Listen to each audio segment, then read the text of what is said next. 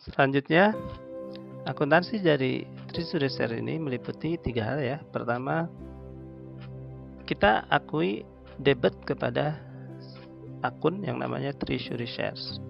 Pada harga kita beli, kita bayar ya saham tersebut. Yaitu berarti kita akui dengan metode cost method ya, pada harga perolehannya. Jadi kita akui treasury share saat kita membeli kembali suatu saham yang milik kita.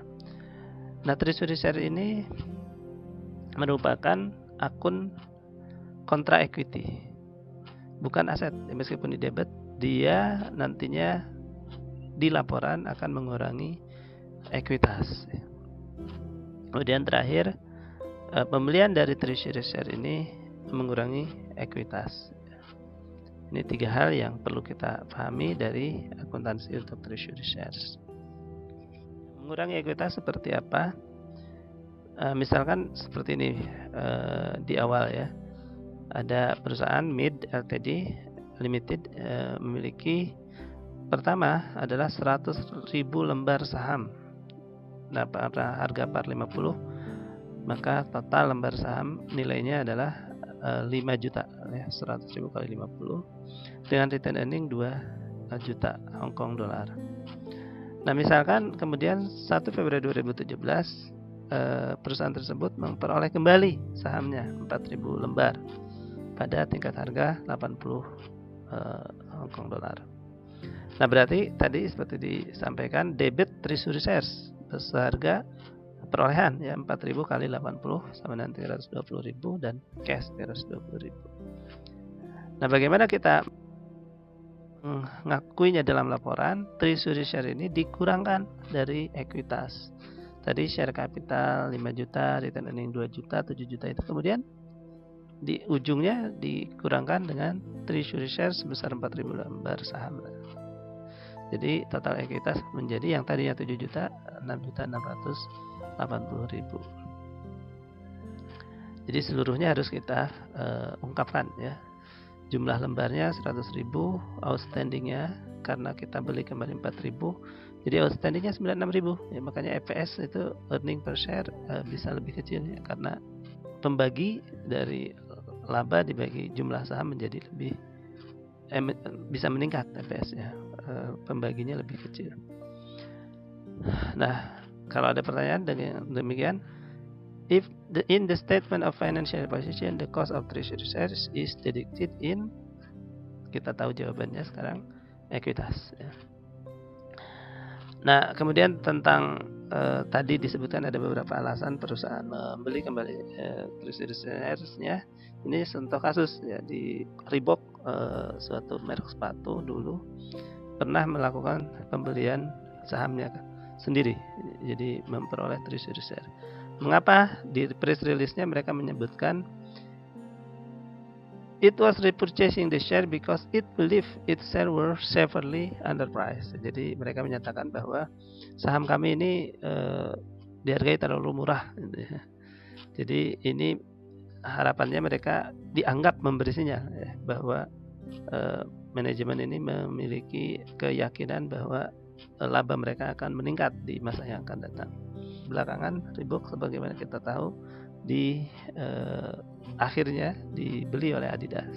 Itu kira-kira cerita di balik treasury share yang disampaikan di sini. Kita lanjutkan. Nah, lanjut ya.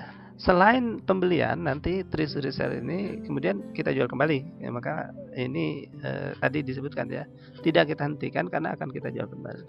Nah, penjualan ini bisa di atas harga perolehan sebelumnya atau di bawah harga perolehan. Nah, kita langsung saja ke contoh ya. MID tadi yang sudah membeli pada harga 80, dia kemudian jual pada harga 100 ya. Nah, jadi cash 100.000 karena 100 kali 1.000 ya. Nah, treasury share yang 80 yang kita hapuskan ya, yang kita kredit itu yang harga 80, bukan 100 ya, karena tidak ada 100 itu, kita dulu beli 80. Jadi yang bisa kita kurangkan sejumlah 1.000 kali 80 ya, 80.000. Nah, berarti ada kelebihan pembayaran penerimaan kita ya. Berapa penelebihannya? 20.000 ini kita akui sebagai, nah ini muncul kembali premi ya.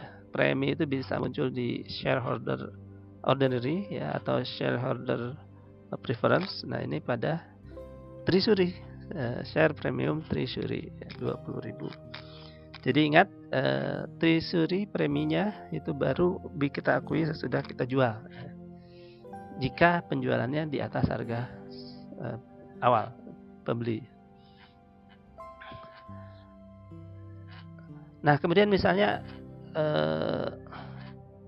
dilanjutkan dijual kembali ya 800 pada harga 70. Nah, ini kalau tadi kita dapat premi, sekarang karena pada harga 70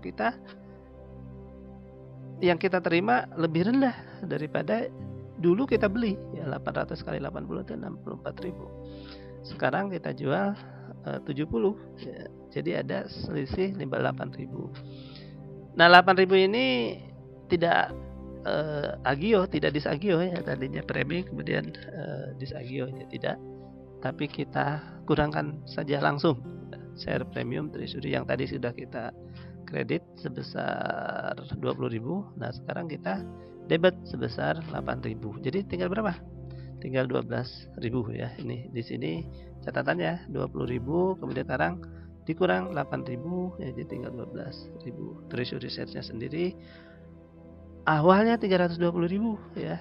Kemudian dikurang tadi 80.000, 1.000 lembar. Nah, sekarang dikurangi lagi 800 lembar, 64.000. Jadi masih ada 176.000 treasury share kita. Nah, yang terakhir misalnya kita jual juga ya, pada harga yang lebih rendah juga ya. Nah, tetapi harganya ini tidak cukup kita peroleh, kekurangannya itu dari kita kan punya 12.000 ya di sini. Di sini 12.000. Nah, pada saat kita jual kembali lagi, waktu belinya 2.200 share itu kali 80 adalah 176.000. Tapi kita jual pada harga 70, jadi hanya 154.000. Yang kekurangannya itu yang bisa ditutup dari premi hanya 12.000. Nah, sisanya. Nah, jadi kalau treasury share itu kalau kita jual lebih tinggi dari cost-nya, kita akui premi. Nah, tapi kalau lebih rendah, kita ambil dari return earning langsung. Kita debit return earning. Jadi kita ambil saldo return earning untuk menutup ya penjualan treasury shares yang lebih rendah dari waktu belinya. Ini contoh lain ya. Salvador membeli 3.000 share, $50, 180.000. Nah, jadi treasury share 180.000, cash 180.000. Pada 1 November dijual ya, sebesar 70 per share, jadi 70.000 kali 6, yang kita kredit adalah 50 kali 1.000, jadi maaf 1.000 treasury shares at 70.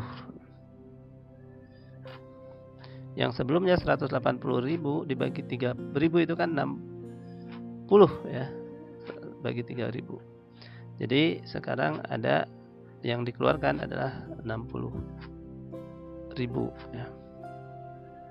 Jadi ada premi sebesar dari 70 dikurangi 60, 10.000 kali 1.000, 10.000.